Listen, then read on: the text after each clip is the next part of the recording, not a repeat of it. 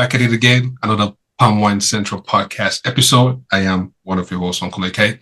I got my good ladies and gentlemen. But before we get into it, if you're not subscribed, please hit that subscribe button at the bottom for weekly notifications.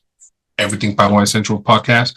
And follow us on all streaming and social platforms, Palm Wine Central podcast. On the streaming side and on all social platforms, PWC Cast, unique like that. If you'd like to be, part of the show, don't hesitate to shoot us a DM or, hit us up if you know one of us individually. And, we'll come on and we'll do these things. But anyways, Tutu, how you doing? Hello, I'm good. How's everybody? Happy Tuesday. Happy Tuesday. It's Tuesday. Taco Tuesday. Some people say. Hello. Hi, Caleb. Nice to meet you. Nice to meet you.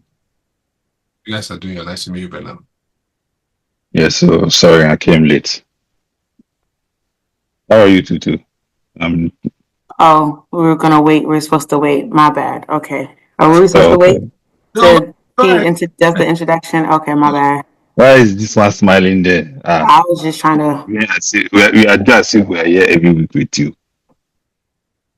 Yeah, so T, how you doing? Hey, I'm here. What's eating you alive? Anyways, we got a returning guest to the show. No, Caleb, man. You guys have met him before. I think once or twice. So what's going on, bro? Welcome back. How you doing? How you feeling? Not bad. I'm all right. Thank God for another year. Grateful for this provision. I'm glad to meet another new face also. I'm glad to see that Terez looking good. I don't think I've seen her this year video or any otherwise. And yeah, I'm well. Looking forward to an awesome year. Yeah, so 2025, y'all. So yes, sir. Strap up your booto. It's about to be a good year. Anyways, yeah, this is Tutu. It's a very good part of Palm Wine Central podcast. Tutu, that's Caleb, that's T's friend.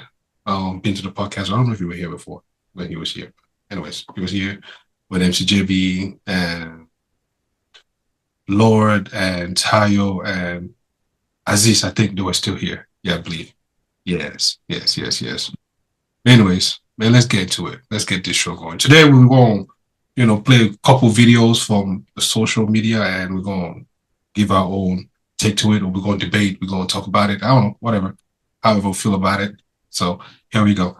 I'll share my screen here and then we'll pick the first one and then we'll go to the second one, the third one, and we'll discuss. Not limiting to it though, but you guys get the gist. You said you was coming over here to get your stuff. That's the only reason I left the door unlocked. But I came here and my goddamn son flows is gone. Why the hell you go so goddamn far? You take this out and involve a kid. That's childish and petty. Childish and petty. Look, you should have did what you did. And that's the result of what happened. And get it, daddy, put some flows down. But I ain't going for none of that. I don't know what you think this is. But that ain't got nothing to do with my goddamn child. Maybe if you wasn't so goddamn childish, I wouldn't have cheated on your ass. But you sat there and you involved my kid. And when my baby daddy get a hold of you, you really finna get fucked up. He ain't gonna get a hold of me. He need to hold of them damn flows.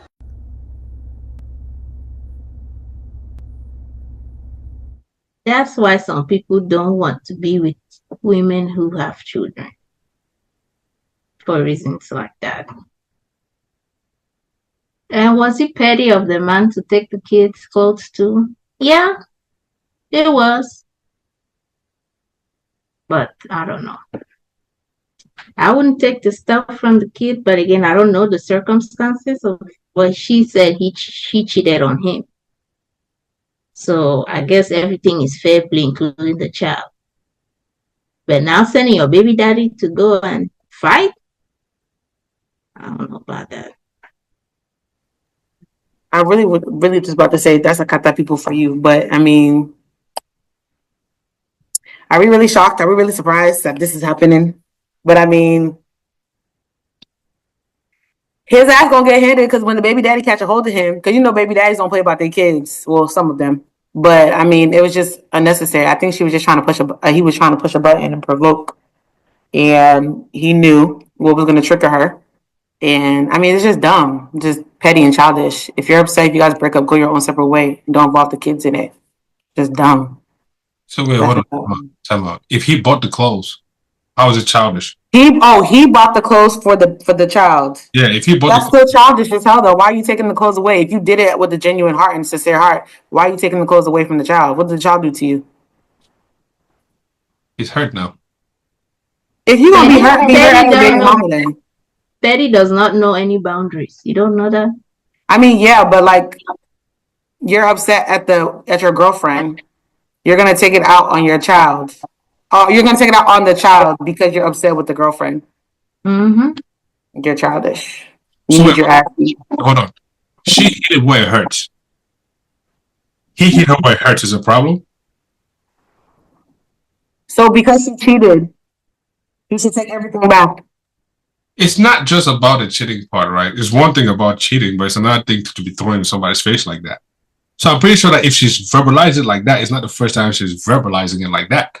You know what I mean? So it's like, okay. And then second of all, in this particular thing, hey, what's this reactions? In this particular thing, who is to be blamed here? She is the one to be blamed because she opened the door. She knew that she cheated. And then you go open your mouth and tell somebody that you cheated. And then you open the door and say, oh, go and collect your stuff. I am not home.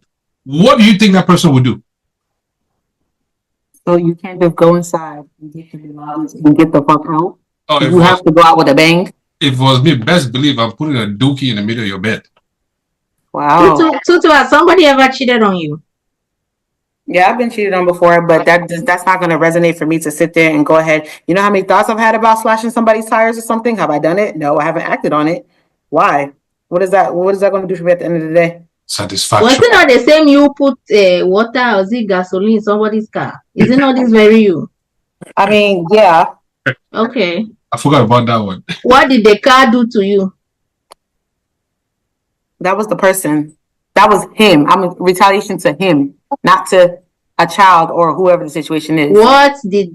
You did something. What you did was to get to the person, right? Right. So, unfortunately for her, she had collateral damage. It was fair play. I don't think if it was a kid, I don't think that was necessary. If anything, you could have sat there and you could have took all her shit then if that was the case. But take the kid stuff out for what reason? Well, but hey. Instead of the baby daddy to be using all that force to go and fight, maybe you should use the force to go and replace the clothes, you know. Hold on. Whose kids are those, first of all? Oh, it's her. I think it's her kid now. Her kid and the baby daddy. Her kid. Who? Okay, because her baby daddy sees those clothes, right? No. Her boyfriend. So her boyfriend cheated on her boyfriend, so she left the door open for him to come and get his stuff. He got his stuff and the kid's stuff too. So she's calling her, she's mad, saying that she'll send her baby daddy to go and beat her up the neck. Okay. That's obviously that's petty, you know. I don't know why it was going on with that. Who knows? Maybe they were the same. I don't know if the kids are those big 15-year-olds. Maybe they were the same size and he decided to just snatch up some of his stuff and be like, you know what? I might as well take some of this stuff if I'm not coming back to this house. I don't know what that was about. That might have been just petty, but you know, like it said, you know, that's our people. Our Kata people are just like that. You know, they are very surface level people. They don't think, and then you have somebody going to fight somebody somewhere, probably going to get shot, or I mean, it's just, you know, they really don't leave much to be said about because they display their, you know, those things constantly, and it doesn't help the society, it doesn't help them in any way, but they do it regardless. You know, they have taken, you know, that type of behavior as part of culture for some odd reason. What kills me is the fact that she's actually yelling all of that, and that kid is right there too. Ratchet. When I say Akata people are gonna be Akata people, Exactly.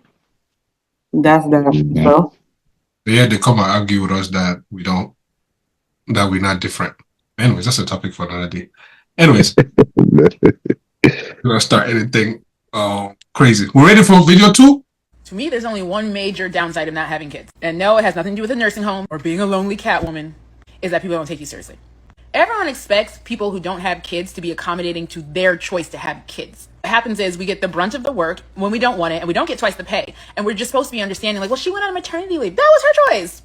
To have a baby, you better replace her with someone temporarily to take over that position. I'm not saying you have to fire her, but we need someone to fill in. It ain't gonna be me. You want me to take her role with not her pay? That's crazy. People think because you don't have kids, well, you have all this free time and you can do it. Yeah, but the free time is for me. There was a reason why I didn't have children. It was to make sure my free time was for me, not to do your job and my job. I still got a dog at home. He has to use the bathroom. He has to walk. So no, I can't stay 2 extra hours later just so you can go pick up your kid. Go get a babysitter. Go get a date. Whatever. Your choice to have a child is not my responsibility. Ever.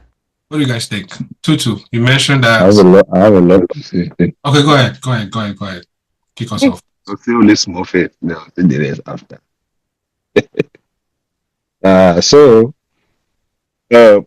In my thinking, this whole issue of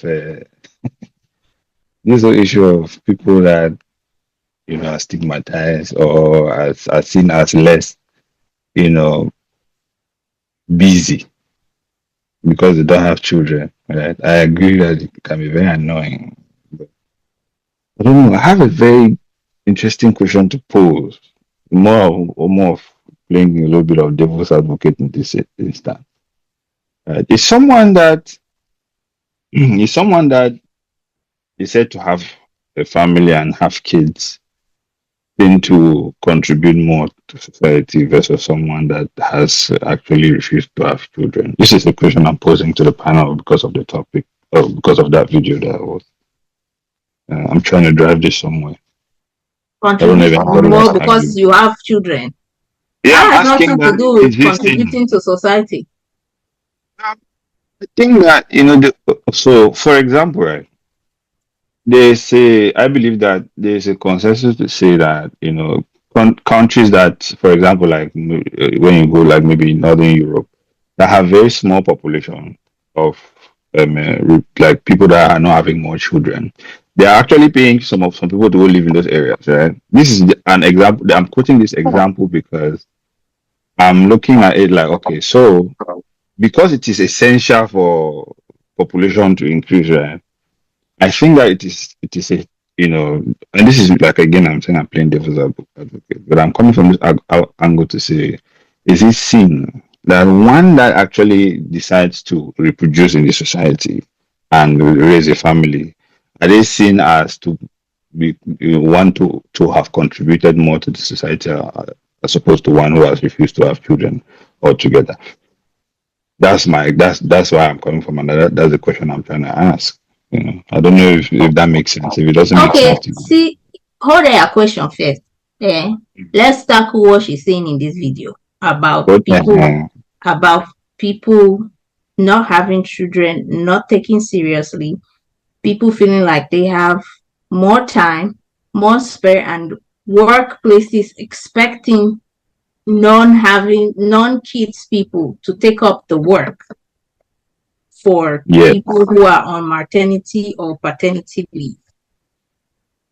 Let's do that, then we can come to your question and tie your question later at the end. Like, what's your thing? You have a daughter, right? You have a daughter now. When you didn't have a daughter versus now, is there any difference with how you see how people treat you or address you, or like your family dynamic, something like that? Yeah, obviously. I think it's people generally see you as more whole when you have a child and maybe a family with a wife and whatnot. But people tend to see you as somebody that is more responsible, especially if you're a present father, right? It's something that, I believe people see you as more whole in general when you either have a child or have a complete family. You're a responsible adult. Yeah. Okay, so let me just go ahead and jump in. So Mm. this situation, I get where she's coming from, and so I agree and I don't agree. I say I agree because I'm currently like going through this at work. For example, I'm young. I'm the youngest one on my team. Because I'm the youngest one on my team, they feel like and I don't have any kids. I'm not married. They feel like as if I'm always going to be the one to run the show on holidays. That, for example, last year I couldn't go home because I had to work. I have a family as well. Just because I'm not married and I don't have kids doesn't mean that I don't have a family. And it makes it even more worse because I'm here by myself. So it's not like I can go back home and just be with my family as how I would want to. So I'm saying this all because I was having a conversation and I was like advocating for myself saying, I have a family as well too. I want to be with my family as well. I don't have a problem to work holidays, but we need to rotate it. It's not going to be every holiday that you guys want me to do. And I got upset because one of my coworkers sat here and told me, was like, well, you ain't got no family. You don't got a husband. You don't got no kids. So because you don't have no kids, you have spare time. And that right there, it irritated me because it's like, who the fuck are you to sit here to tell me just because I don't have a husband and kids that I don't have, like, y'all are basically sitting here saying that I have my whole life literally revolves around this job, which it does not.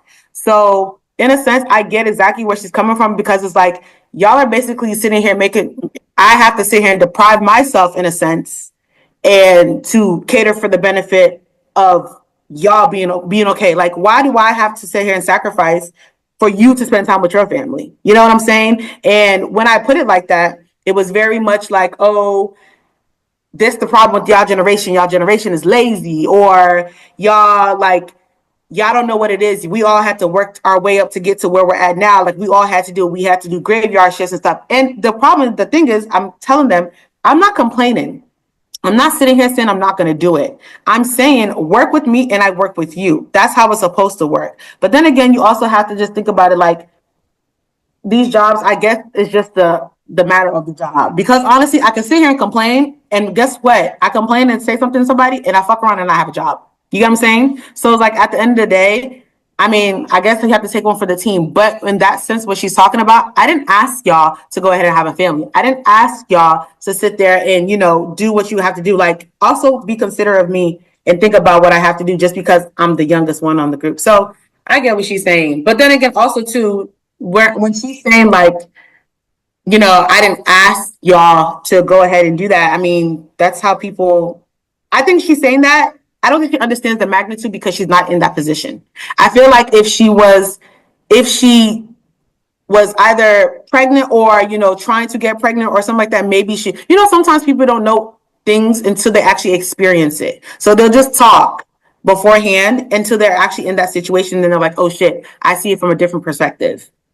So, I mean, that's how I also think. And if she did make a good point, if y'all want me to sit here and take your shift and cover somebody's shift, you're going to pay me what she's working. That's just what it is. Because there's no way how you're going to sit here and you're going to have me do somebody's role that's probably higher than me, and you're still paying me what I'm getting paid. No. For what? To take on the responsibility and the load for what? Absolutely not. That's just how I see it. See, I start by disagreeing with something you said. Where you said that she was just talking about, like, what if it's her who's pregnant, right? This is not, how do I put it? Once you're pregnant and you're on maternity leave, nobody's doing you a favor. Let me put it that way, right? This is not, oh my God, I'm always cold at work. Tutu brings me a blanket type situation, right? If you're on maternity leave, you're on maternity leave. What I'm trying to say is this.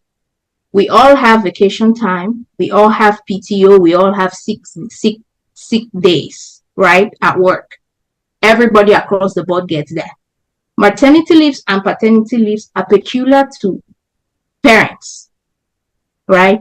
I don't get to get those vacation time for that. Now, if I'm off work, yes, I can swap like, okay, Tutu is sick today, I might be sick tomorrow. I don't have to and this might sound very callous, I don't have to accommodate you because you're pregnant. That's your employer's duty. Do you understand what I'm saying? If you have a disability, it is not me as a fellow employee to accommodate you. That's your employer's job. Now, if I had a disability, I will be looking at my employer to provide accommodations. I'm not looking at my co-workers. Say you had a hard of hearing co-worker, for example. They keep coming to work every time, and you have to keep explaining things over and over because maybe they're not hearing something.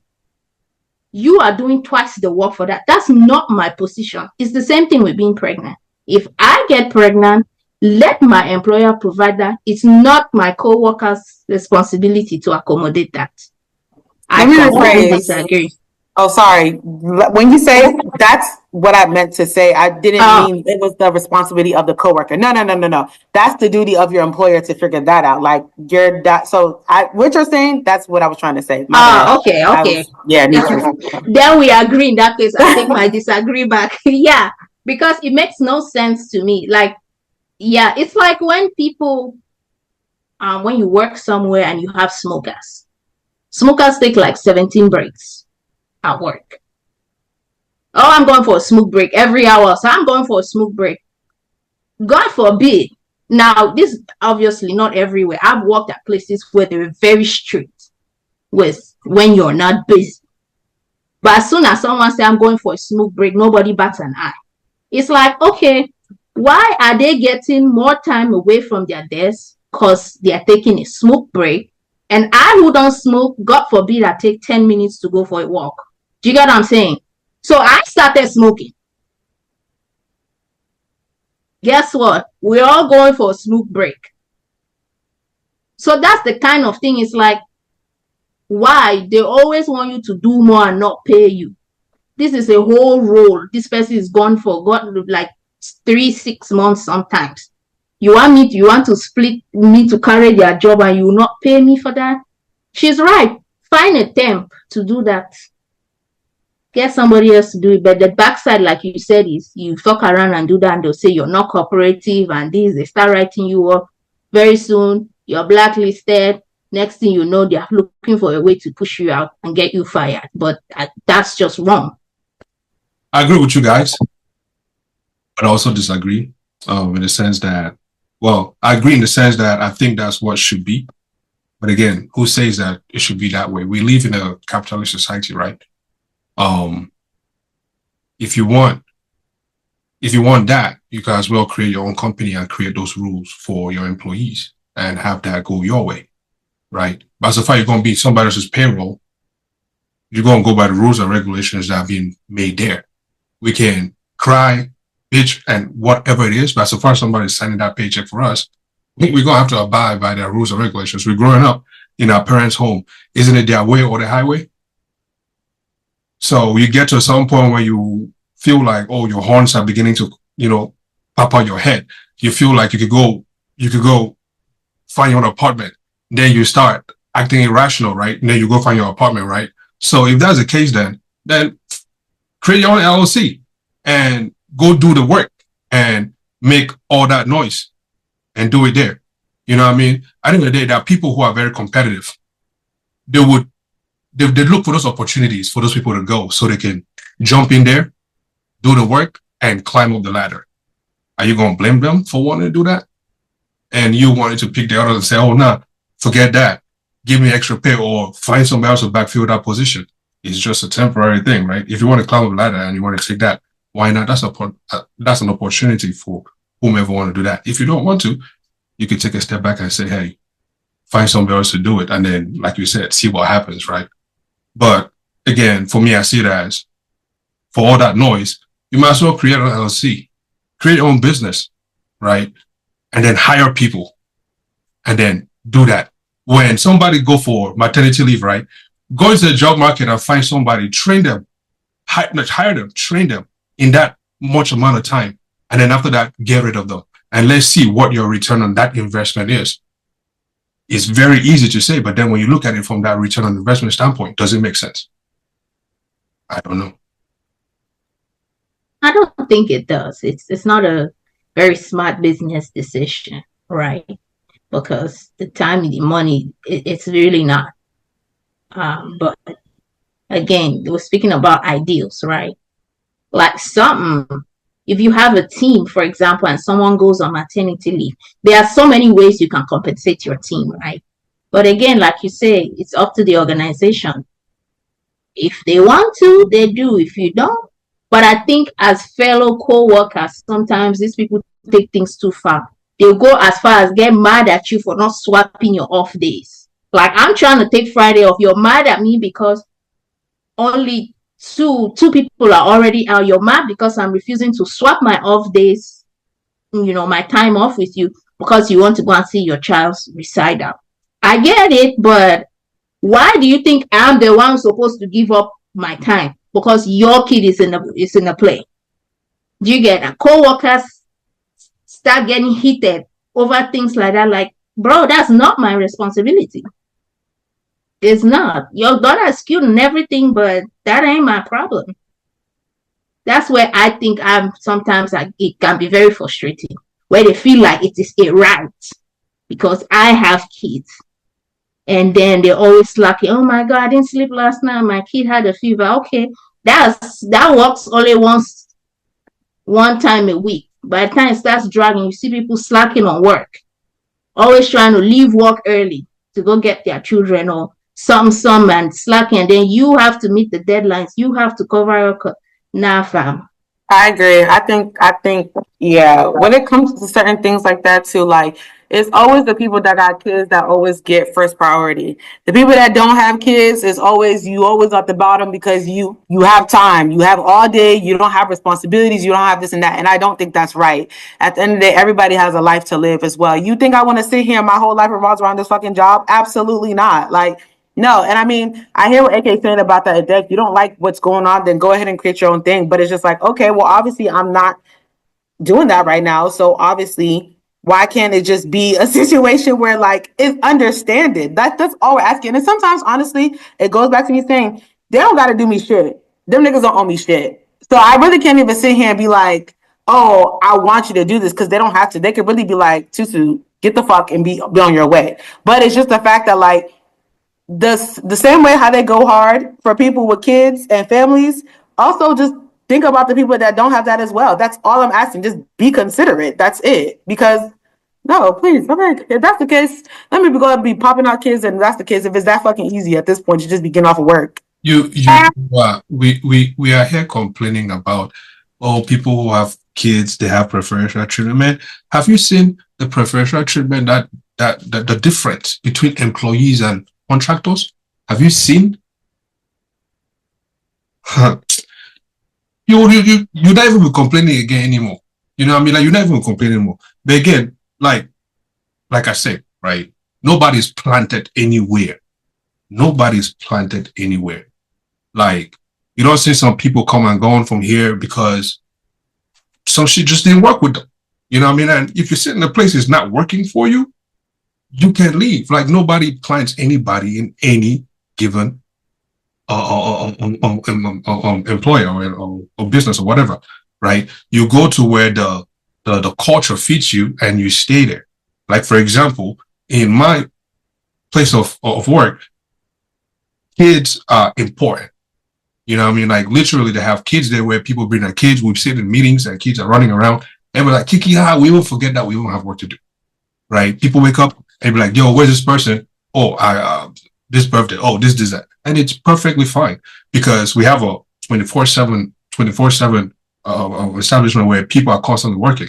So for me, if I know that I got something to do and I look at my schedule and I know I got something to do during the day, I tell the manager, you go straight up, I got something to do. Whatever I got to do, I'll do it at night. If it's not hindering anybody's progress at this particular moment, I don't see what the problem is. And if he got something else to say, hey, my guy, you're going to have to do what you got to do because I really have to go do this. When you want to go do your own thing, I don't see anybody stopping you. So why are you stopping me for? Right now, where I'm standing right now, what am I doing here? Absolutely nothing. I cannot do this right now. Even if I do it right now, nobody's going to utilize it. If I do it later, they're going to utilize it then. So what's the beef, right? So when you go environment and that thing is not like that for you. You sit in a place where your spirit is not right. Why are you still sitting there? Is it, I mean, people can say, you have used the key word there, right? It is not detrimental to somebody else, whether or not it is the culture of the place, right? I think in that video, the main thing is the co-workers more than even the employer, because we all know that employer policies will be employer policies, right? At the end of the day, but it's like, why is your work slacking? Do you get? Why is your work slacking? Because your excuse is your family. And then I am trying to tie the end of the rope and you keep slacking. Now that's not a company, that's not necessarily a company culture thing, but it's like, why are you not always meeting your deadlines, and why are you always making other people carry your weight, your dead weight at this point? well, bring it to your manager now. Tell your manager, go and snitch. Please snitch. But I have a go ahead. why do companies, or why do a lot of companies make a lot of accommodations for for people in these situations, as in maybe mothers, or like, does anybody have any maybe side on why companies do this? Yes, so it's ADA rules. You have to make necessary accommodations for things like for mothers, nursing mothers, disabilities, all those people. It's the law. That's why some Are they regarded as a special there I think it's called like a protected class. Yeah, you have to make reasonable accommodations. That's why Yeah. you go to workplaces, they have mother rooms. So for women can go in there and pump milk, go in there and cater for. Those are reasonable accommodations that you have to make. Now it doesn't have to go beyond that. That doesn't mean that you always leave your team hanging. Every time they want to do a presentation, I'm going to pump. Every time they want to do presentation, I'm going to pump. Like, bro, at this point, something has to give. But by law, you really cannot say anything about that. You get? Yeah. Because That's a whole discrimination lawsuit. yes, If they don't. right there, you could be fined and sued for things like that. Even forget about the law. Just ethics alone. Whoever is opening their mouth and saying nonsense, they know we saw Bobby. They never breastfed before. They never breastfed. Like, come on, man. It's just a natural human. This is the devil. That's the position I almost tried to maintain, but it was not working out. Because I was thinking that now on this one. So why is it that they are making special accommodation for paternal? Even fathers have paternal leave. I had paternal leave. I quit the job. Anyway, they will be saying this a lot. Since I quit the job. I do, but I was still on paternal leave. I was literally almost going to start another job, but I already left. I was just like, whatever it is. But yeah, they make accommodations for even fathers, and then so I think that it is woven into the system to encourage family values. Yes, even in stretches all the way to even such policies in companies to force us to recognize that, okay, I think there's something here we need to address. Bring our attention to something here. That's why they have those mother rooms, those I don't know what they call them. Those rooms where they go and do breastfeeding there and whatnot. See, I think that comes to your point that you were asking earlier, right?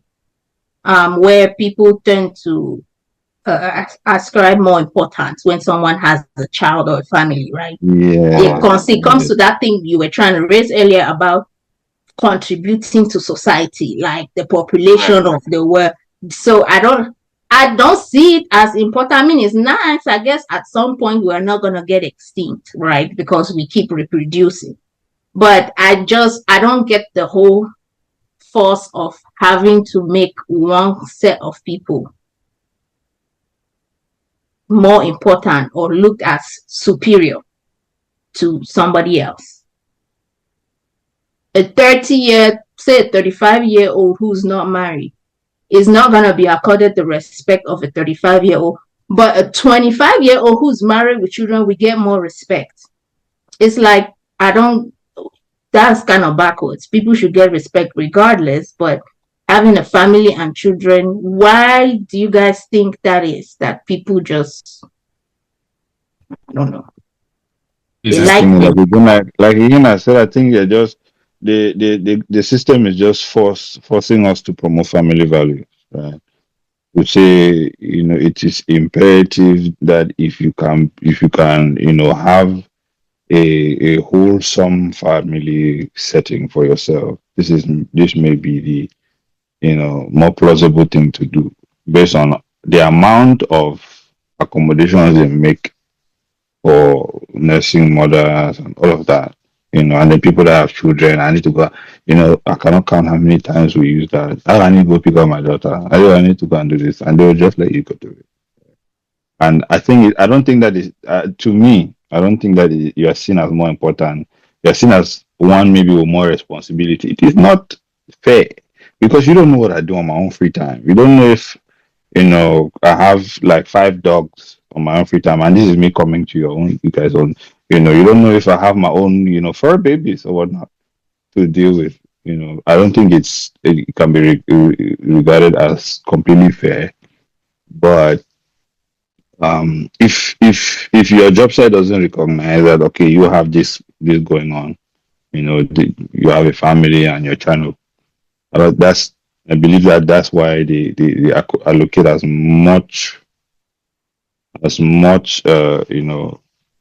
pushing for people with families.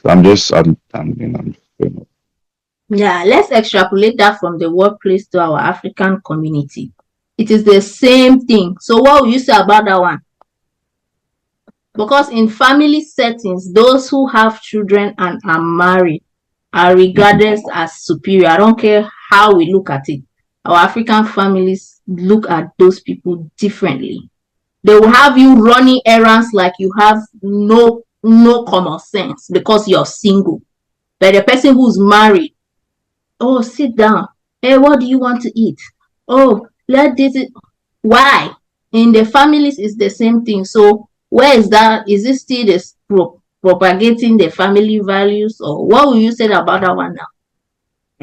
I don't think that. Sorry to be the one responding. I'll just after this I'll mute.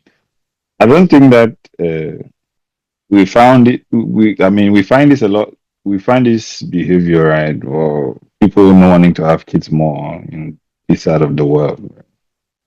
There are a lot of people that don't want to have kids in Africa, but most of the time, I don't think the numbers compare, as opposed to people in the Western world that so you don't really usually see this type of behavior.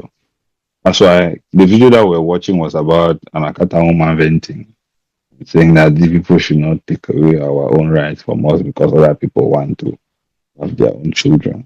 So I don't think that somebody in Africa will be making a video like this about their workplace. They'll surely look at you like something is very wrong with you. Everybody will just climb on your head, regardless of if they are being unfair to you at work. So I think these are two different scenarios. Well, at the end of the day, I said what I said. Just because everybody got a family, okay, just like Caleb said at this point, shit, if you got kids, I got dogs at home too. So I got kids at home at this point because I just think it don't make no damn sense at the end of the day. But I mean, it is what it is because I was really upset. Honestly, I'm not going to lie. When he opened his mouth and it was coming from a guy, so it pissed me off even more because it's just like, you're not even in the right. You don't even have the right to even open your mouth and tell me, oh, because you're not married and you don't have kids, that this is why you should be doing this. Like, I didn't ask you, like, for your input or whatever the situation is. But I don't know. I'm going to keep fighting, though, at this point. Somebody going to let me. Trooper. But my thing is this, right? There's something called time management, right? If you manage your time right, I don't see any reason why you can't wake up. If you like, you could go visit God and come back. Where's my problem there? As far you've done your own, as far you've done your task for the day, not my problem. Like me, I do what I need to do. I could go into work by 9. I go to work 9 a.m. If by noon I'm done what I gotta do, I don't see why I gotta sit there. I just don't understand why. Now, if I know that, hey, me saying that I'm going to pick up my daughter will be more understood than me saying, hey, I'm done with my job and I don't know what I'm doing here. Let me just go home. Best believe I'm taking that as an excuse. Hey, I'm going to pick up this girl, man, and go home and finish from there. Easy. Point blank, period. Nobody is about to ask me any question or no ifs, no buts, no nothing. Just go. You know what I mean? And I started using. Anyways, yeah. So. I was about to say, don't incriminate yourself. Do not. I mean, we've all used I think I speak for everybody. We've all used an excuse that works well, right? Which, like you said, it's a language that they will better understand. And it's not because, okay, you're trying to get out of things, but it's like, if I tell you the real tea, you're going to create a whole scenario for this. So how about just tell you something that you need to hear that you can understand and let me bounce? You know, sometimes we take vacation and talk about I have a bereavement in the family. You know good damn well you and your aunt have not spoken for 15 years. Best believe I'm cashing out on that bereavement. Best believe I am.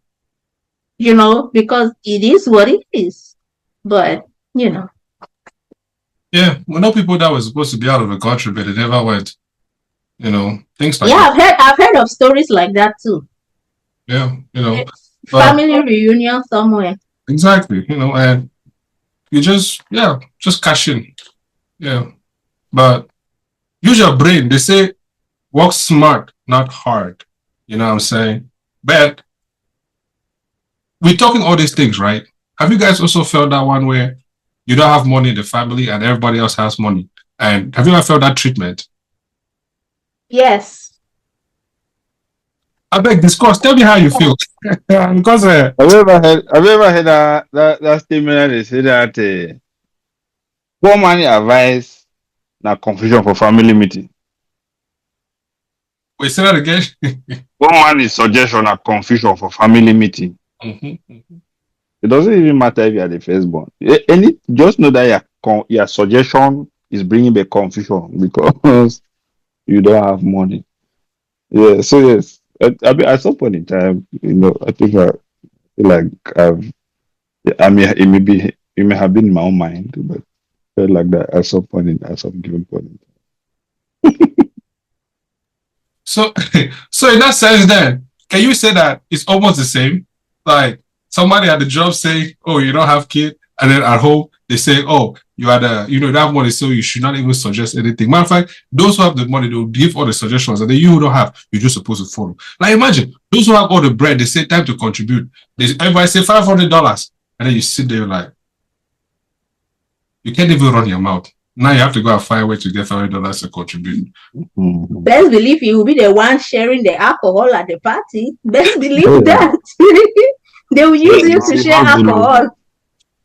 They did not use your teeth for opener for family meeting. Also, when the party is over, when everybody is leaving, you're the one collecting the trash. So be very careful. Ozulo. Hey, that is a big thing. I feel like this is more prevalent in African societies. Why I feel like the Western world is more, it's kind of fair in like it kind of treat everybody almost on the same level, but to a certain extent, of course, people are gonna lean toward that cousin that was giving them something, you know. But in Africa, that one is normal. If you are bringing money, you have bought the community, not even your family.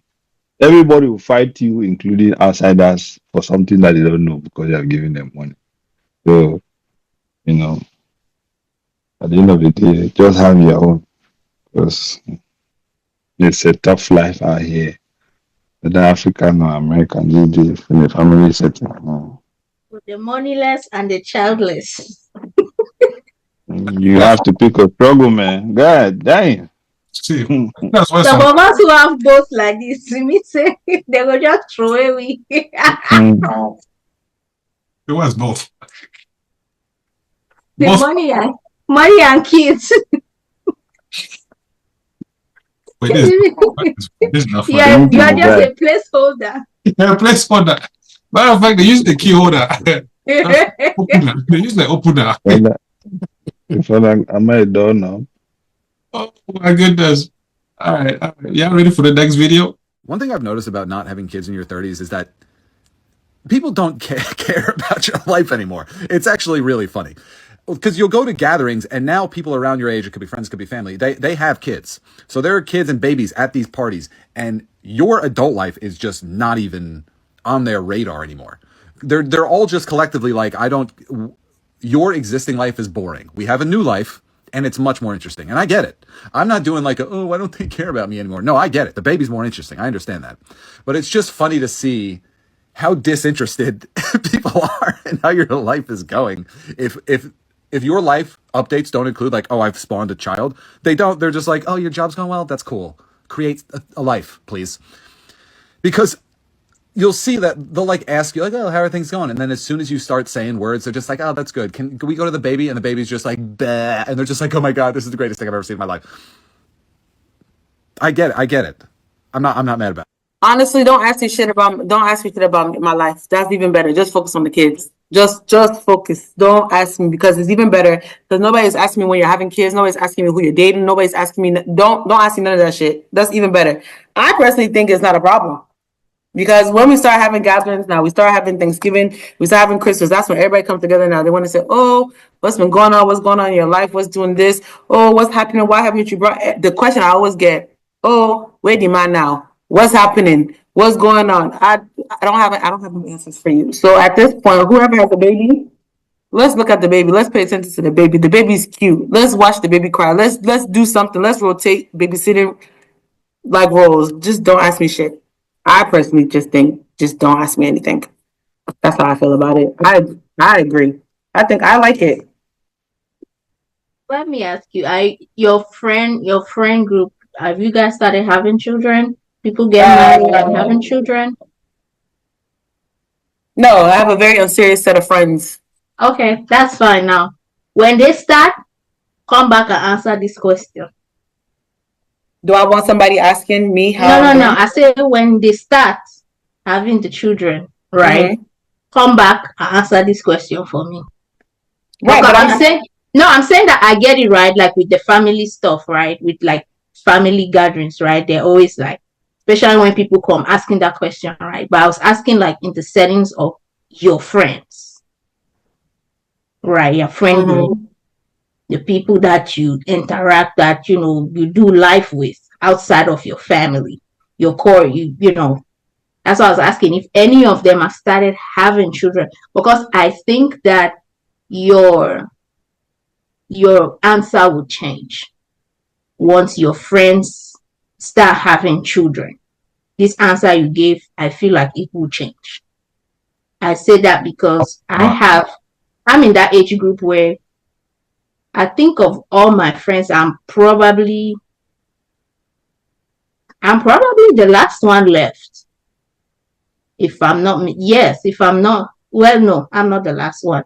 But there's only like a few of us left with no kids, and there's a big shift. And I would not say necessarily to his point that they think your life is boring. It's just that you reach a point you realize that you don't fit anymore, because all their conversations is centered around children, right? The people who have the children talk more amongst themselves than they do with you that don't have children, because they have a lot more in common now than they do with you. Do you get what I'm saying? Right. So because my boob swear, did you get that boob swear? Oh yes, I did. Oh yes, they talk all the time. And sometimes it was a shock to me.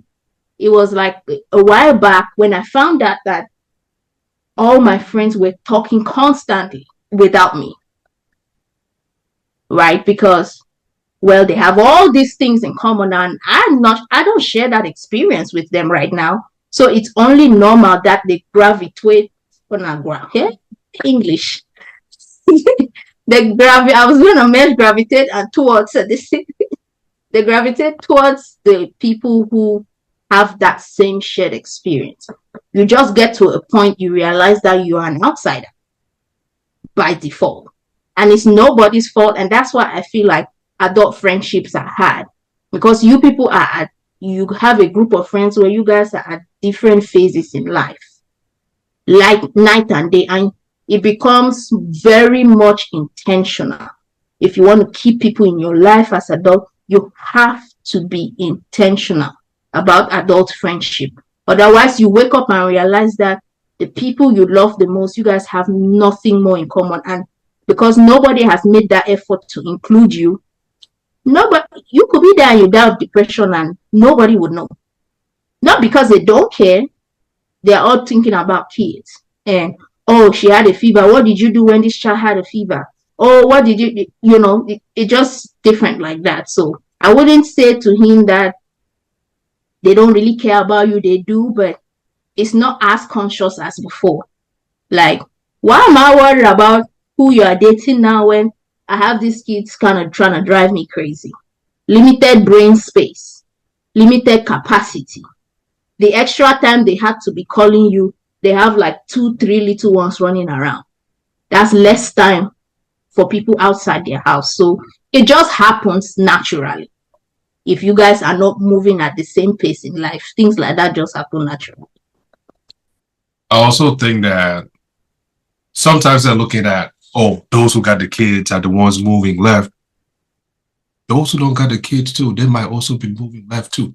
They might also sit and assume that because, oh, these people got kids, they're too busy for me who don't got kids. And then now let me just keep my distance. You know what I mean? I mean, whose fault is it? I mean, if you're gonna keep your distance, I mean, somebody who already got that going and then they have another thing to be running about, they're not about to come chase you. You know? That and then what was the other thing? I think that, like T said, it's a shared experience, right? It takes those two people wanting to be in each other's lives. Just because you don't got kids does not mean that, oh, you can't, quote unquote, act like it or stop practicing like it. You know, I try to invite most of my guy friends, into my space, like experience this moment, like experience at some point you're gonna be in. Before I became a father, I used to love being around my nieces and nephews. Like I would love even taking them sometimes for a week or two, just to get that shared experience of what it's like, right? Having somebody drive you nuts on a day-to-day. What is that feeling like, right? Also seeing that and having necessary conversations with my siblings and seeing them in their element, that kind of put me closer to them as well. So I could be seeing that saying, oh, well, they got that going. Let me not bother them. But really, they're not being bothered. It's just me seeing it that way. Instead of me approaching and saying, hey, how can I help too? Hey, is there space for me in this environment, right? How can I thrive? How can we all keep thriving and going? And then lastly is, none of my guy friends should be sitting there thinking that we're about to be doing the same thing we were doing when we're 25 years old. We're not 25 anymore. You know what I mean? So right now, we expect that maturity levels have shifted up, right? So let's start thinking in that space. And if somebody's not in that space, that's perfectly cool. Eventually they'll get to it. If not now, later. And if they don't, that's still cool too as well, right? Not everybody's going to grow up at the same rate or vice versa, whichever the versa is.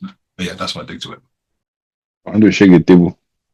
You said something right before you finish. You said that we're not about to be doing the same thing that we're doing when we're 25.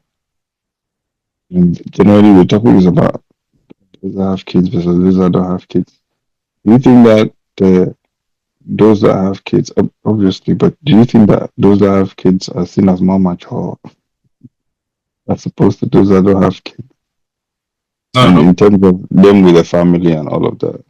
Not at all. Then what was the reason for it? He's saying that we're not about to be doing the same things we're doing when 25. Well, it's up to you if you want to grow up or not, right? If you want to stay childish, if you want to stay like a kid, that's your decision, not my own, right? But Absolutely. as far as we're increasing in age, our mentality should be increasing as well. If not, yeah, it should be increasing as well. Do you think that that includes having children as well? No, like you said. I guess. I think that Starting a family. I think everybody should procreate, but some people will not be able to because of whatsoever reasons, and some people will refuse to because of whatsoever reasons. But I think everybody should, because God said everybody should go into the world and multiply. Okay. But also too, if somebody brought you to this world, why the hell do you decide to not bring somebody else? Why the hell do you decide to not double that? That, to me, that's selfish in itself. But again, everybody has their own decision to make, right? I was about to say, because why did they get into that? Let us. I'm with you, I was bro. about to say I'm why. actually there with you. Huh? I was about to ask why. I mean, like, if, like, to me, like, the way I really think it, right? Do I really think it? And I'm not saying this to roughen anybody's feathers. It's just what I think. You know what I mean? If somebody brought you here, yes, I know you did not ask to be here, but now you are here. I think that if you can run after multiplying your money, if you can run about multiplying your relationships, you might as well also run about multiplying, bringing somebody else to this world too, to also keep that legacy going. And if you're not, to me, again, it's just plain selfishness. With the ladies. Let me ask you something. Mm-hmm. So that's your reason for having children, is to carry on that legacy. Yeah. Well, going to the world multiply. Like I said, God said that. That's number one for me. Okay, is there any other reason why you are having children apart from that? It's just God said do it, so go ahead and do it. To see my own, to know that I have my own offsprings, you know what I mean, my own blood running around. And I believe that, you know, children are a beautiful thing. Having your own is a beautiful thing. And then they grow to also keep that legacy going. Your heritage, your family name, your traditions, everything, all of that. So wouldn't you just say that's selfish though? You're just bringing people to carry your name. Wouldn't that be selfish? What else am I supposed to bring them for? I've named five different things, right? You're picking just a name part of it. Yeah, I'm picking one part of it on the I'm going somewhere. Okay. I'm asking somewhere. I'm going somewhere with it. No, I don't think it's selfish. Wouldn't you say that's selfish? No, I don't think so, no. Like I said, somebody brought me, and I'm carrying on somebody else's legacy, right? And somebody else should carry my own. Let me ask you this. So let's say by some chance you wake up. Caleb, 1 second. You wake up. Well, obviously this is not your story, right? This is a scenario because you have a daughter. Let's say you wake up today and you find out that, you know, you could never have children. Mm-hmm. Are you saying that you're not going to have a legacy apart from that? No, that's not what I'm saying, because at the end of the day, I could always adopt too, right? There's also the option to adopt. So, for example, if somebody can tell me that I can go get a dog and I'll take care of that dog like a human being, I take them for medical this and medical that and all that, and give the same treatment, but you cannot go take a human being and do the same. What's that about? A human being and a dog are two different things. I'm not saying that it's the same thing, but it's the same concept. Yeah, to me, I see kids are nice. So see, I love children. If you know me, you know, everybody that knows me know I love children. But I see legacy beyond children. If I, as a person, if I live the rest of my life and I don't procreate, I will be completely okay with it. And I say this, when I say this, people tell me, oh, you're lying. Oh, you know, people have tried to argue with me about it. And I say, my main thing to me, to be honest, is to have a life well lived. And if kids happen to be a part of that for me, God bless. But I am not sitting. To me, I think it is selfish for me to sit and say, okay, let me get kids so that somebody 3 generations down, they will remember me. And 3, to me, I think that's just selfish.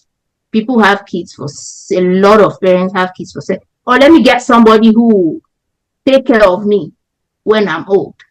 Or let me get somebody so that I'm not alone. People do that all the time. To me, that's selfish. But again, that's my perspective of looking at things. Again, if I happen to die and people cannot remember me for what I did, except for my children, I will say that I failed as a person. You understand my point? I hear you. To me, that's how I see it. So you're saying that.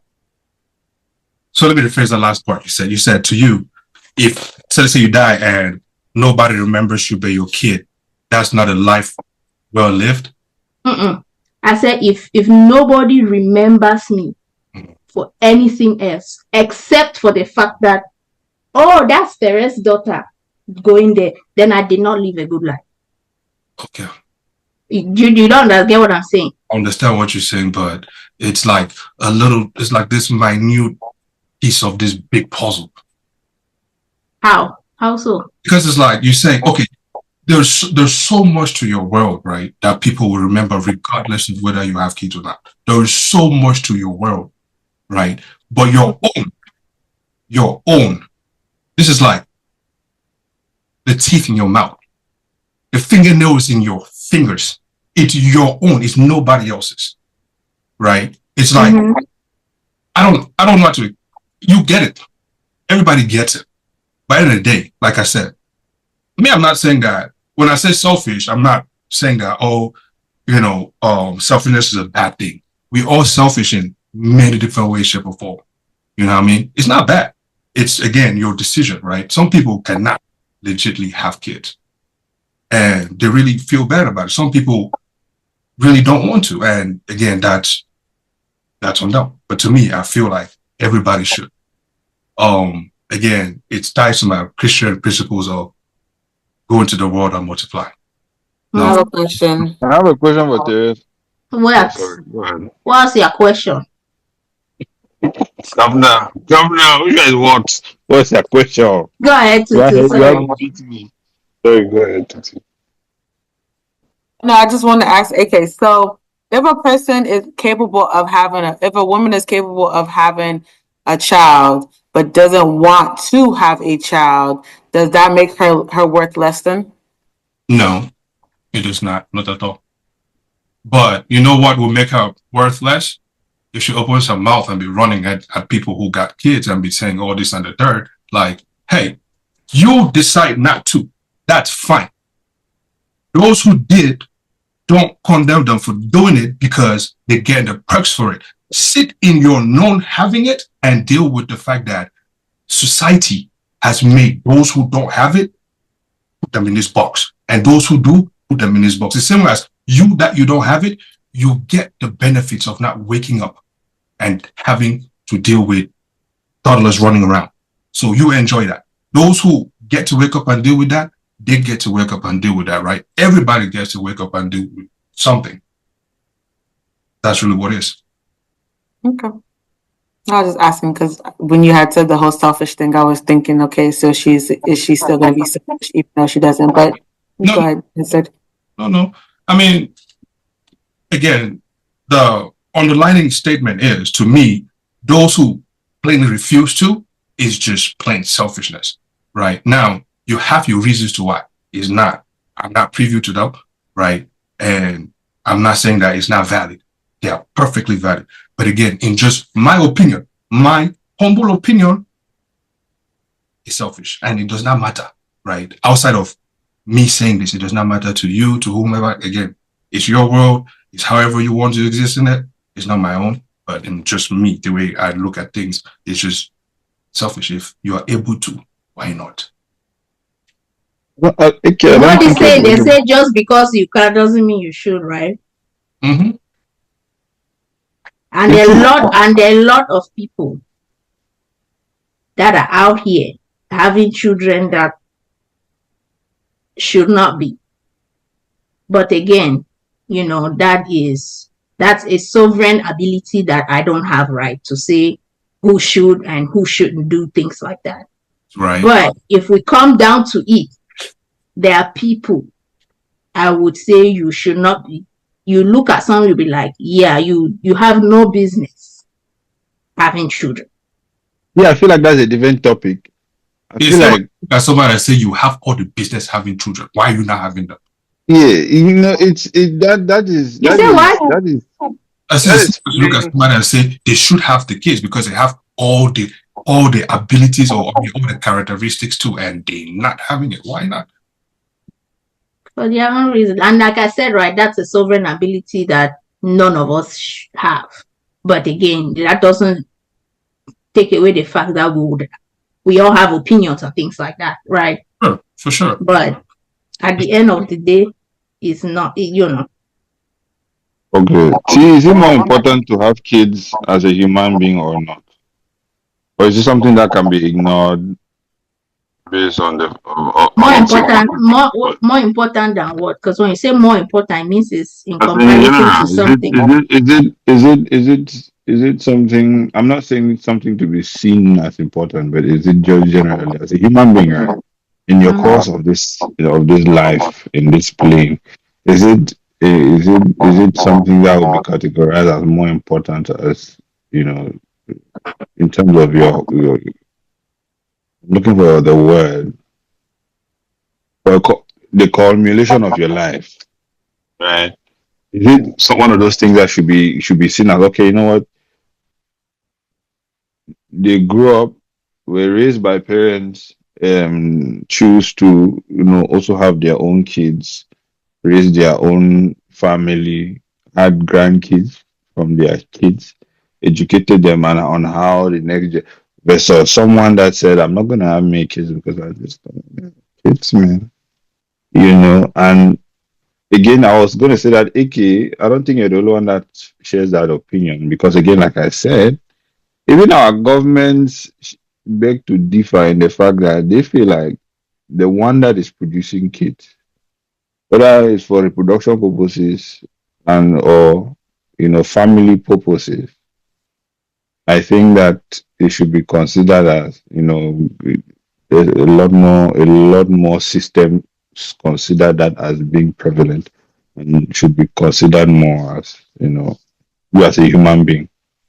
This is what I've seen and this is what I've experienced and based on what I've also learned. So that's why I was asking, is it more important for a human being as a human being to have children, the one that is a viable human being, not just not just a crackhead or somebody that just stumbles into having children and just end up raising some brutes.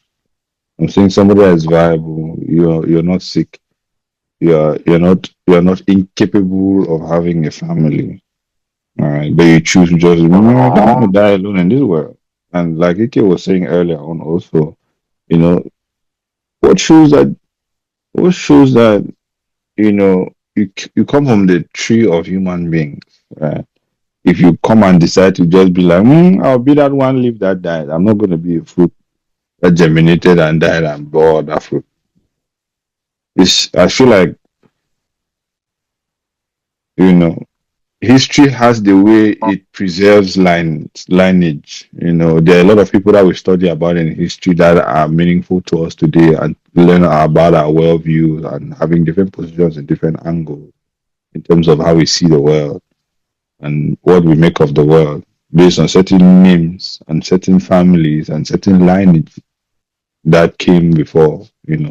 I think that aside from that being very, very important, yes, it's true that you can be remembered for many other things, but it's so good to be remembered for a strong line that came through the timeline of mankind. That's just what I think it to be.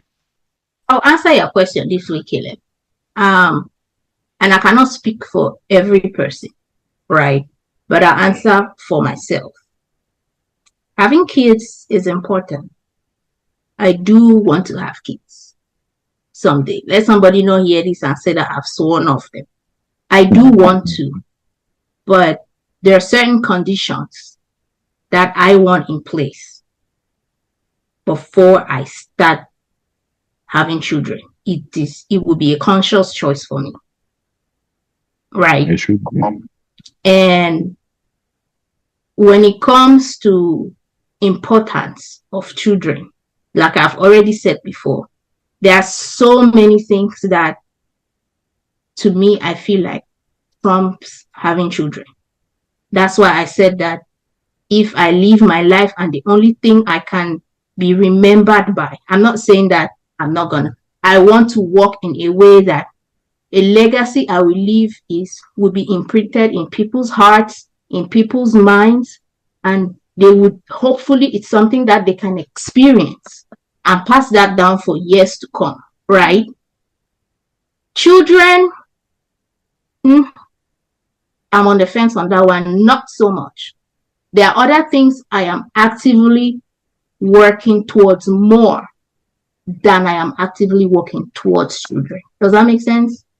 So I cannot answer that question for every person who is still childless to say, oh, a child is not as important as this. It's a beautiful human experience that I feel like, if you're lucky and you're blessed to experience it, absolutely, there's nothing else in this world that would compare to that. Nothing. But like I tell people, there's so many other experiences in life that I would never get to have. Not just children. So I am okay with choosing the things that I know that on my deathbed, if I close my eyes and I don't have, I'm not going to have a problem with. And children is one of them. I have made my peace with it. And I have a nephew. I cannot believe, you cannot understand how the love in my heart. I'm talking and I'm shaking. Like, I love that boy to pieces. And I sometimes I sit and I can only imagine, like, he's not biologically mine. And I love him this way. Like, I just sometimes I imagine, like, if this was my own flesh and blood, it would be probably 100 times more. Maybe not. I don't know. But it would be a beautiful thing for me to experience. Just like, you will not experience everything in life. Some people only experience girl dad, having girl children. Some only experience having boys. You will not experience what it means to have twins. Someone else will. Someone will experience having boy and girl. Somebody will experience losing a child. So there are different human experiences, and it's not mandatory to have all of them. Let me ask you this, just a follow-up to what you said. You said it's not mandatory to have all of them, but it sounds mandatory that you leave a legacy to the world, right?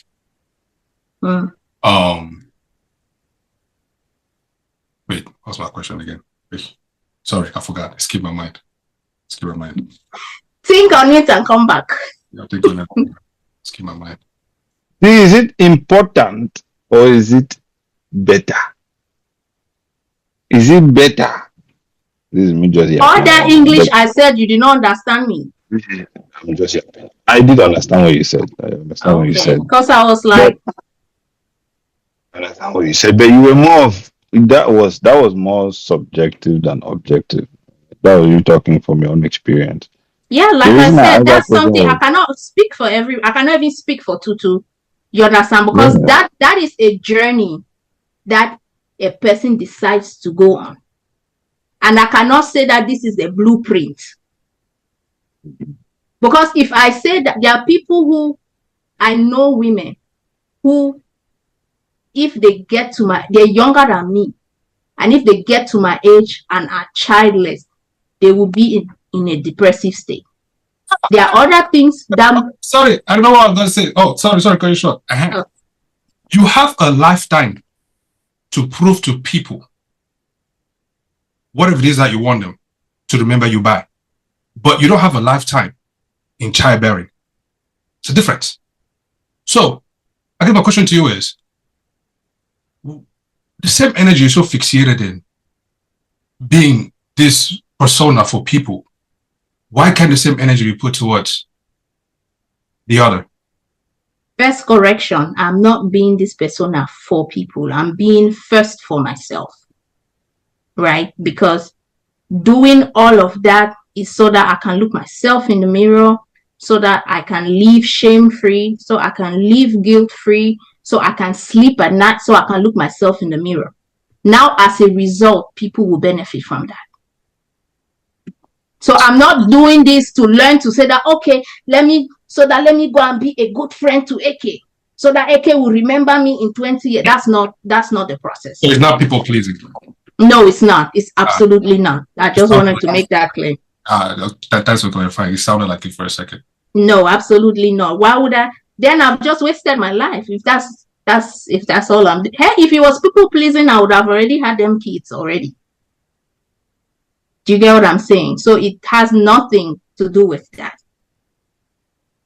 No, and I mean people pleasing. I don't mean in that sense. Like somebody telling you that you should do. I mean people pleasing. I saying you're going out of your way to want to be this person in the world, right? It's like those people that go out of their way to want to be this thing. Like for example, you constantly borrowing money to buy fly gears to be out every weekend, for example. I had to put on a show. Yeah, a show. Not okay. that. No, it's not. It's not. You know. So yeah. Anyways. Yeah. Anyways. Yeah. Tutu, do you have? So hold on, let me put my disclaimer out there. Interested people, if somebody is looking for a baby mama, call at me. I thought you said you're interested.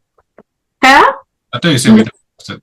Ibis, you were not listening to anything I said. I did not say that I was uninterested. When did I ever say that? Okay. I was just paraphrasing, sorry. No, don't paraphrase wrong. Do not paraphrase and block my blessing. In Jesus' mighty name. Wait, let me ask you guys this before we switch right to Tutu and Terez. When it comes to childbirth or like having a child, what are your greatest fears? Your top 3 fears. Remove not being married from the equation. Well, that's a main one right there. I'm not. I mean, it's not a main one, but that one. Three more. Dying while giving birth. That's a big thing. Yeah. That's a really big thing. Like health complications. A lot of people don't understand. Giving birth to a child is not easy. The complications that come with it is not. So when women sit here and say, "I'm not just about to sit here and God, I pray and beg that you don't send somebody that just, because I'm not about to sit there and risk my life for an ain't shit ass man." You get what I'm saying? Like, it's not easy to bring a child into the world without, issues or complications. That's one. You said don't bring in the not being married, but I will say having a child with the wrong person. And now I understand, like, don't get me wrong, like, you can never know, because when you start something off, it will start off as, okay, this is picture perfect. Then shit gets real, and then all of a sudden it's an issue. But like I said again, this is just me. I don't want to be, and I get it, I can't, it's inevitable, I can't go ahead and control, but that's my prayer, that I don't have to deal with a person that, decides to bail out or doesn't want to be responsible or whatever the situation is. I think that's one. Another one, you said 3. Yikes. Come back for the last one. But those are my 2. Yeah, come back for the last one. Can I help you give you a third one? Yeah. Say, while I'm praying to God that He shouldn't give me a no shit man, please God, also make me a no shit woman. Because it takes two to tango, right? Right. Yeah, so yeah. That's your third. Funny you say that, because to me that's my number one reason why I'm holding out on children. My greatest fear as a woman is having a child and passing my dysfunction over to that child. I don't think I will be able to live with myself. Now, granted, there are things that I'll pass on to that child, right? This is inevitable. But knowing the things that I can change and I have not worked on those, I don't want to pass that to my child. That's my greatest fear. Like I want to have a child after, like I've healed my childhood wounds. I don't want to make the same mistakes my mother's made and my mother's mother have before that. And, I don't want all of that. But that's Okay. Okay, so when you say this, right? Hold on. Okay, because when you say this, it comes back to AK's point of being selfish in a sense. Let me tell you why. Let me tell you why. When you say it like that, because I get the point you're coming from, but you're basically saying I'm gonna prevent something without even really knowing if it's gonna happen, all because of fear. So in a way, I know it will happen, because if you don't address it, bet your ass it will. What do you think is more selfish? Having a child and knowingly passing down dysfunction. People are the same humans, not you two, are the same human society talking about women have children and are dysfunctional and are passing. The same video you just watch of that woman yelling and fighting order, and her child is standing right there. Which is more selfish? Me trying to take time to make sure that I'm in a better place emotionally, physically, mentally, and spiritually before having a child, or having a child and constantly putting them in a situation like that? Which one is more selfish? hold on, AK, real quick. So are you going to actually work on that, or are you gonna just say, because I know that I'm dysfunctional? It means you guys did not hear me. I just said that there are things that I am actively working towards. Stop saying that. Make sure that I'm not doing that. Because I've said that like 4 times. Stop saying that we're not hearing. I hear you very well. We are hearing you very well. But I've said that even before I made this point.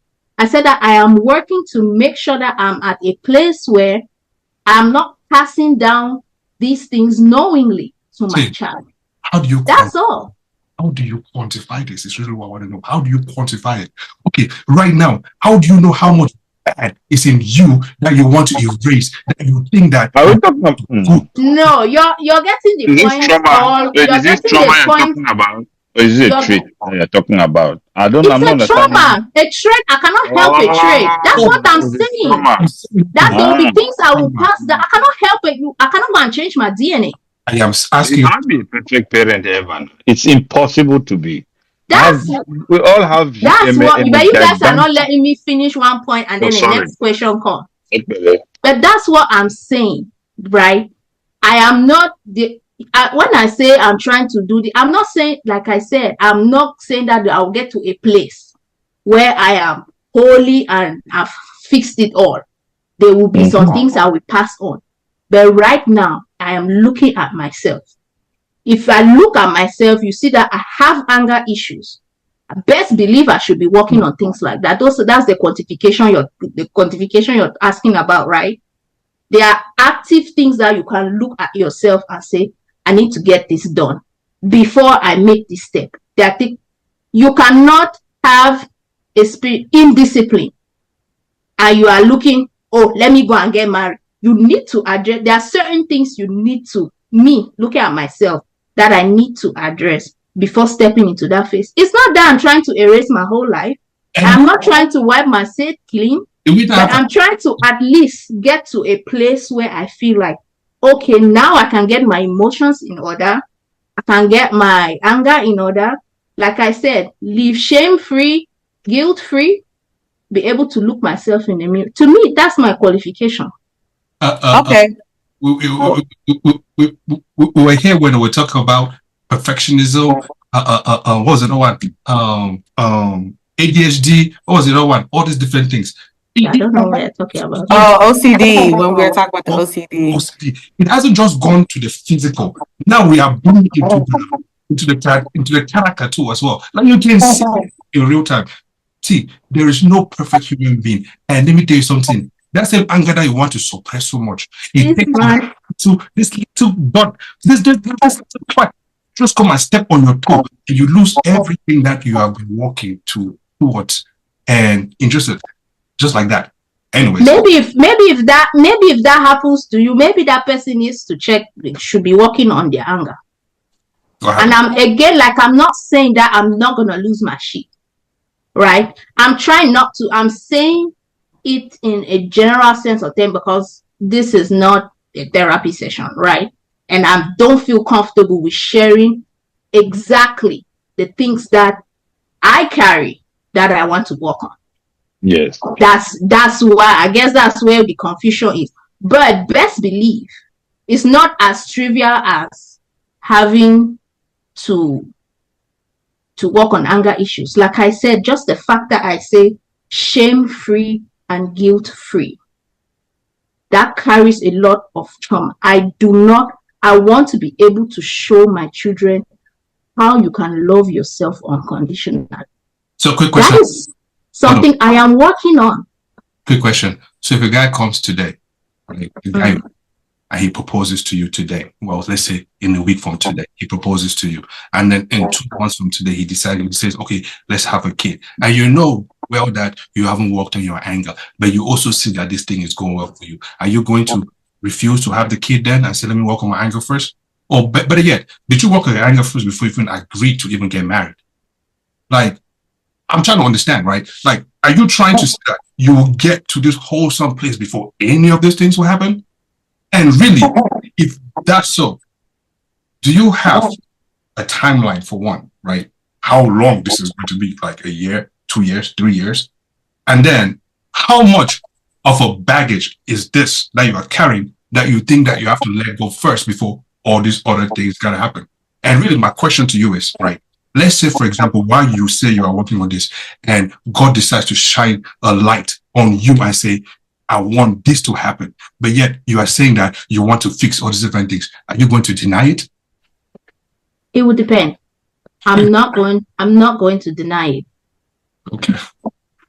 My answer to this question about waiting has been everything that has been in my life up until today. Now, I will continue working until, like you say, God shines that light and say it's time. Do you get what I'm saying? So this is not something I'm saying, okay, I will sit here and until I've restructured my brain and everything. I am actively doing these steps every day. This is not something I'm saying is going out. The work has already started. Right? Just because I'm talking about it right now does not mean that I am starting. It's already in motion. I can meet somebody tomorrow, boom, we get married. In 6 months, I'm pregnant. This by no means tells anybody where I'm at in my journey. Let's make that clear, right? I'm just giving the overview of how I'm seeing things. It's not a reflection of where I'm at on my journey or any of that. But best believe when that time comes, I will be ready. Question. What? So my question is that, are we supposed to, is it important for us to always be completely healed before moving on to the next phase of life, for fear of not bleeding on or bleeding in the next phase of life from our past traumas? Oh, Hold on 1 second. You define healing. What is healing? What do you mean by healing? So, to me, healing is again like this is not linear, right? Secular. Sometimes you feel like you're 70%, and then other times you're at 90%, and then you just realize you're at 30% again, and then but it's I think healing is the conscious effort to be better. That is really what healing is. It's not even actually, and then also what happens in that process, right? And the learning that you actually learn from your own self during that process. That's what I quantify healing to be. But well, that's what I was asking. That is it more profitable, or is it your position to be fully, maybe it's something that you don't struggle with anymore. Maybe it was anger issue, right? To be always fully, have reached that place of absolute, self-awareness. I don't lose my temper. I don't lose my temper again anymore the way I used to lose my temper. Right now, I've worked on myself this good. Now I think I'm ready. Versus, you know what? I think I still lose my temper sometimes. Mm. But you know what? We're going to figure this thing out and we're going to get this process started because, you know, even Jesus Christ does not expect perfection from us, right? So that's the question I'm really asking. Is it more, is it, do you think that one should Yeah, I always think we be get the fully gist of healed? the question. Tutu, Okay. sorry, I cut you off earlier. Very good. All right. Okay, so I'm glad you asked this. 'Cause I just had this conversation with somebody not too long ago. I honestly don't. I don't think somebody's ever going to fully be healed. Like I do not think. Now you can be working towards healing. You could do majority of the work. Now, say I go ahead and I meet a guy, and like I'm in therapy, I'm doing what I got to do. I'm on my journey of healing and stuff like that. Now that person, he could also kind of be the person to help me complete my healing, or help in the journey. But I won't. I don't think that anybody can completely, fully be healed 100% because it's always going to be things that you're dealing with. Even if you're dealing with something, say it's past trauma, you're trying to get over it. Then there's new things that can add into if you're dealing with something new or somebody new. You get what I'm saying? That creates new trauma. So at the end of the day, I feel like as if healing is always going to be a repetitive cycle. You're always going to be healing some way, somehow. And it's funny Is it that the you asked same that trauma question. though? Sorry to cut you short, but are you going to be healing from the same trauma? Or is it going to be different traumas that maybe may have during the line as the years go by? Like, for example, that's why I quoted anger, for example, right?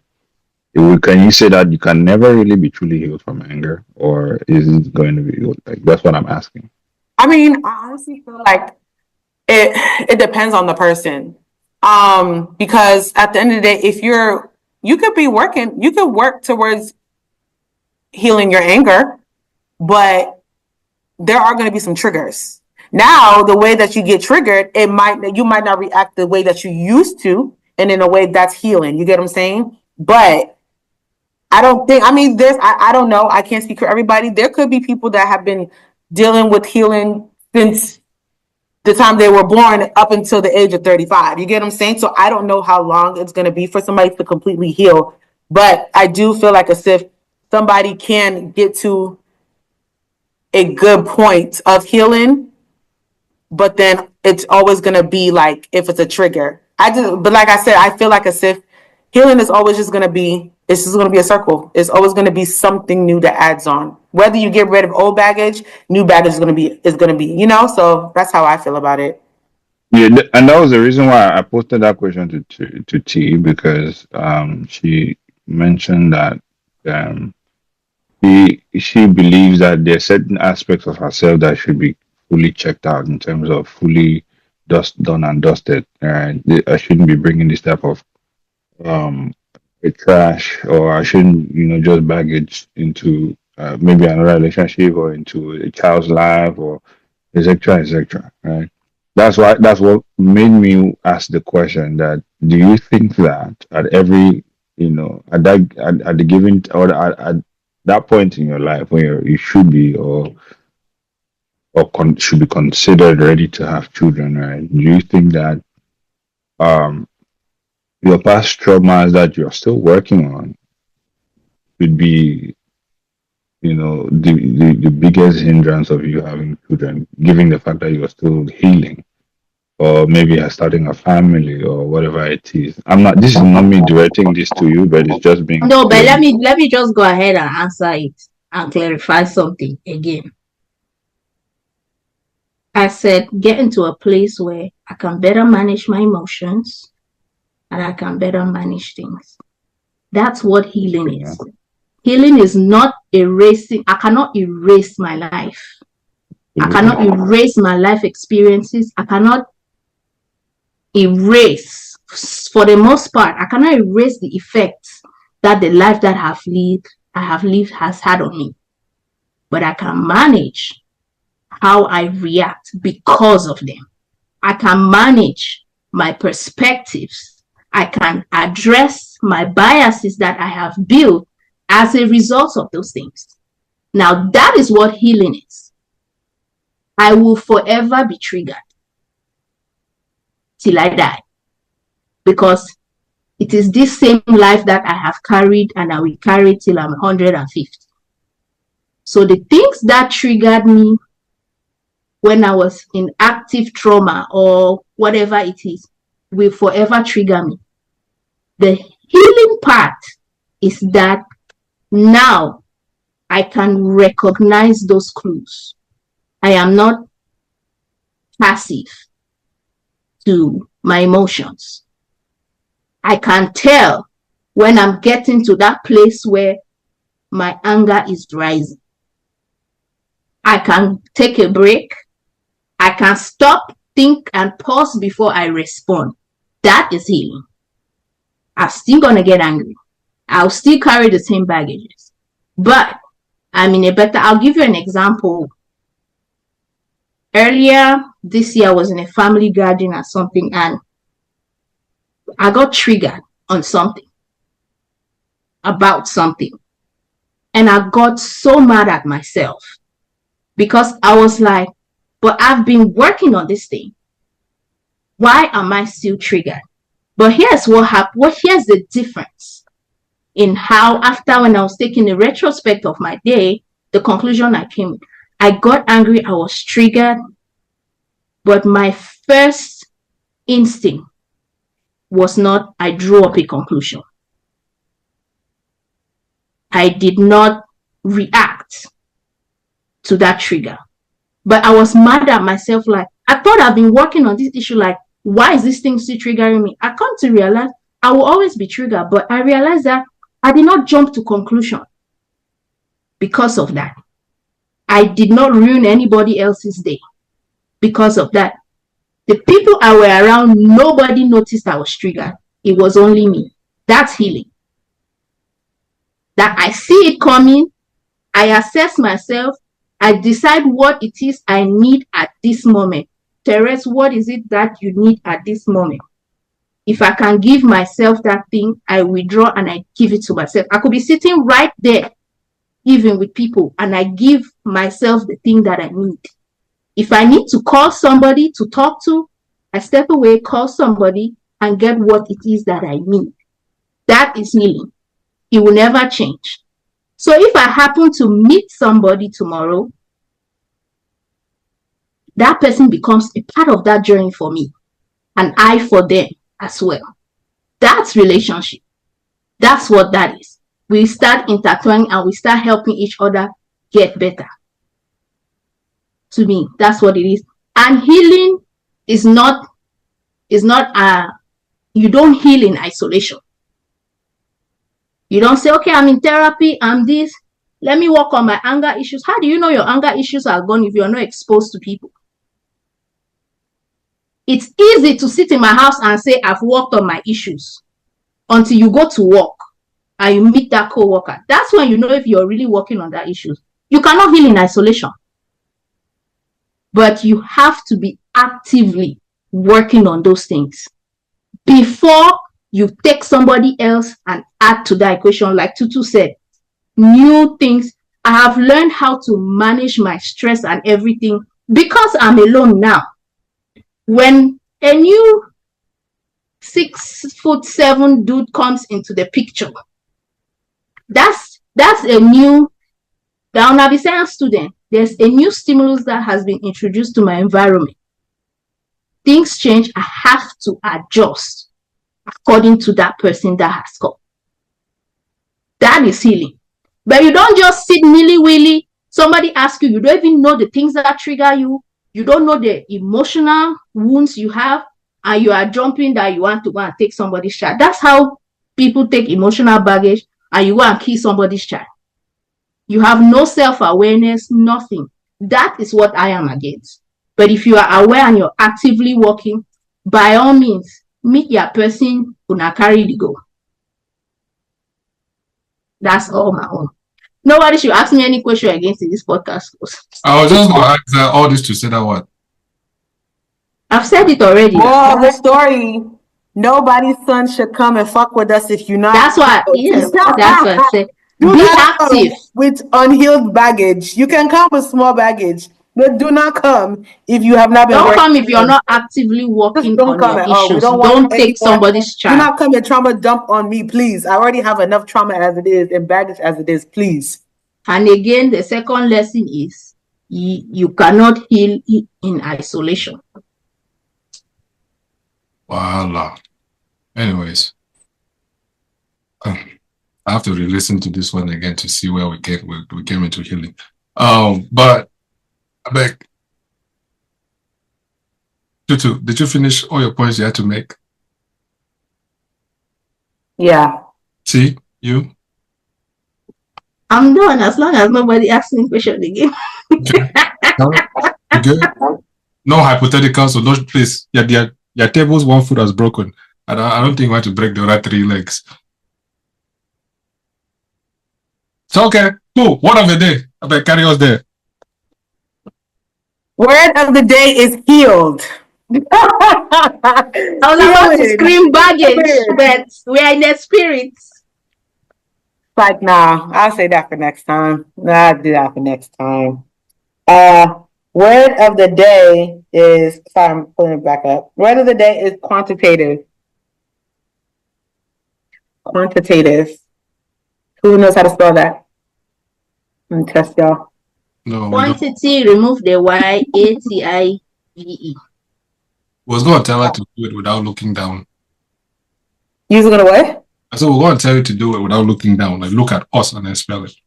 No, I need y'all to spell it. I'm the one that has the word. You need to spell it. Why is it AK different? just go ahead and spell his stuff. He don't know how to spell it. That's what it just gave us, huh? I don't know how to spell it, to be honest. Quantitative. Alexa just spelled it for me. I spelled it right. You did.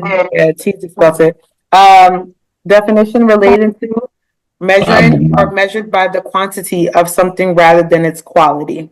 Okay, go ahead and give us a sentence. I think you should have a very good sentence for this since you want to Uncle procreate.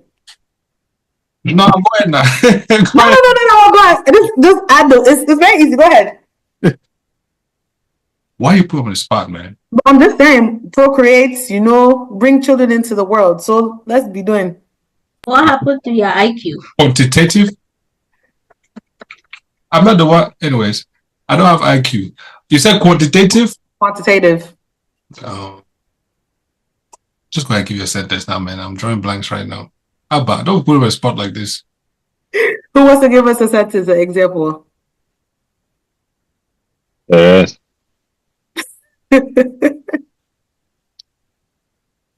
Yes, the one that is spelling quantitative just now. No, give us something. My research methodology was quantitative analysis. There you go. Good job. Woo!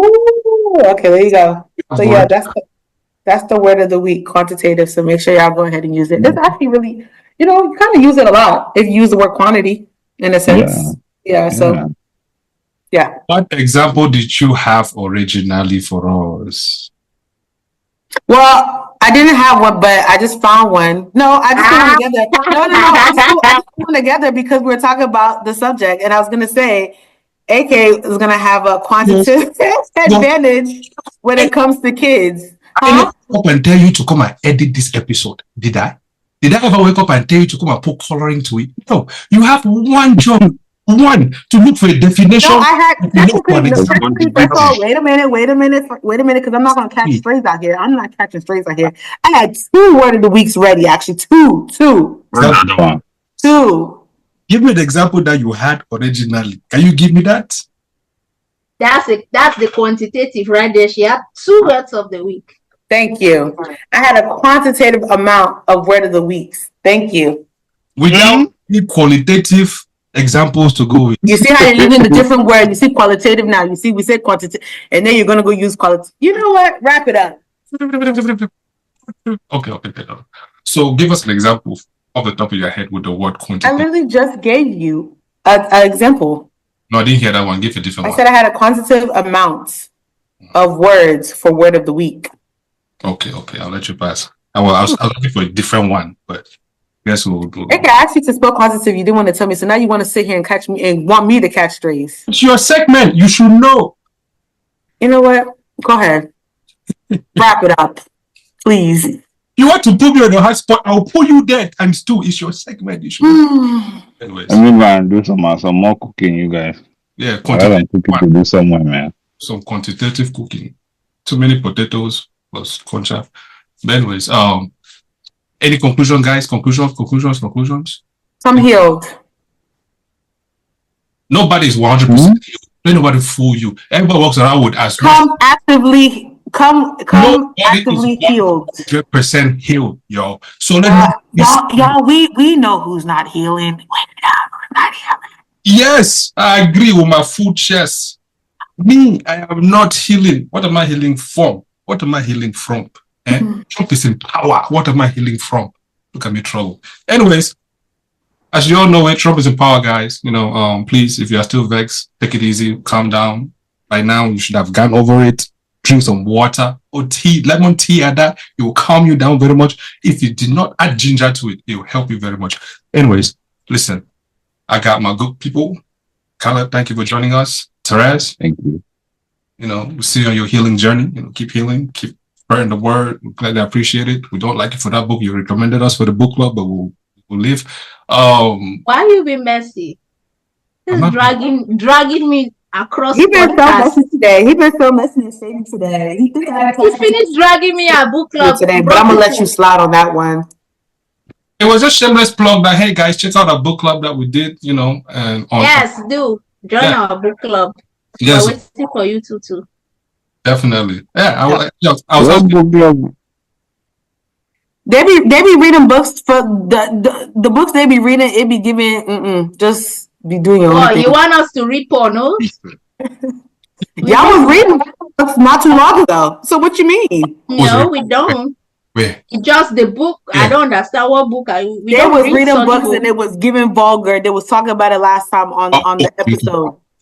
Yes, but we have books that have a symbol. We don't read smart.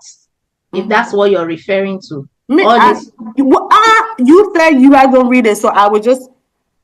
No, we don't. Last time, I'm relaying the message. You should come and join us. The last time the book was 4 months ago. Yeah, she said that she was. Remember last year she said she would join in 2025. Exactly, that's what she said. She said January. January is almost over. January has we're already finished one. And started the second book. Y'all are literally shouting though for what? What are you yelling for? So you guys just get together and read books? That's what they do. Yeah, we have a book club. Y'all like reading books? Yeah, we read one book a month. We meet to discuss about the book. I just study random stuff, man. I feel like books are tedious, but it's, regardless, you must try. Come and join the book club activity and build a habit. I just like reading random stuff. Honestly, that's just how I like studying. So stuff, you mean like 3-page articles? Not necessarily 3-page articles. I could literally study like. I'm just not going to pick up a book to say, this is what I want to study, right? Or this is what I want to read, per se, right? I do sometimes, every now and then, but, I always find myself reading, like, smaller pamphlets that I study, or How many pages is it? maybe I would say I would maybe like 15 pages. 15? One five. Yeah, maybe Yeah, like that's That's good. an article. That's not a book. yeah. They're little pamphlets of sorts. And like again, I say it's more of research type situation for me. I like researching more than reading, standalone books like that. Research, reading. What's the difference now, my brother? If you This spend is something different. There's this book that I'm on the third page. I've been on the third page for 2 days. But if I was doing something else that I am literally prone to, I would have probably covered maybe 150 pages by now. That's what I'm saying. Like, so sometimes that this book is profitable. If, for example, I'm reading the 7 Habits of Highly Efficient People, right?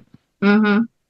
It's a really good book, but But you're still on third page. I'm not going so fast, right? And I don't like the fact that I'm not going as fast. Are you But reading the book itself, the physical copy?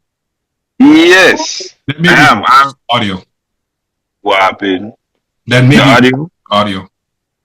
Yeah, I think that there's a chance that because I realized that actually I've listened to some long audios, and I tend to listen to a lot of podcasts. So it may be maybe that may be the route. Yeah. Listen to the audio, and then if you try I'm the trying to video, be a little bit more of a nerd like Terez, them, having those thick little novels, those just I secluded read on my tablet. Thank you very in a much. dark corner with a little light over your head, reading, just going into it and stuff like that. She's cracking over though, guy. so this is a thing, right? This is a thing. You will spend 3 hours scrolling, but you will not spend an hour reading. But let me tell you something. That 3 hour scrolling, I'm learning something. Best You know believe. what I'm lying? Best believe I'm learning something. Just because it's scrolling, or it's just because it's not a book or a paper, I'm still learning something. Thank you very much. No problem now. No You problem. know what they say, We're right? people. Don't You worry. want the black man not to see something, hide it in the book.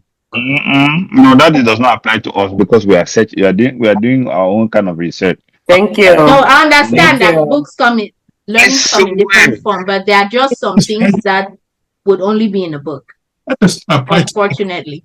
I cannot even begin to quantify You how know what? much Let's cut the learned. show and continue this book. Come on now.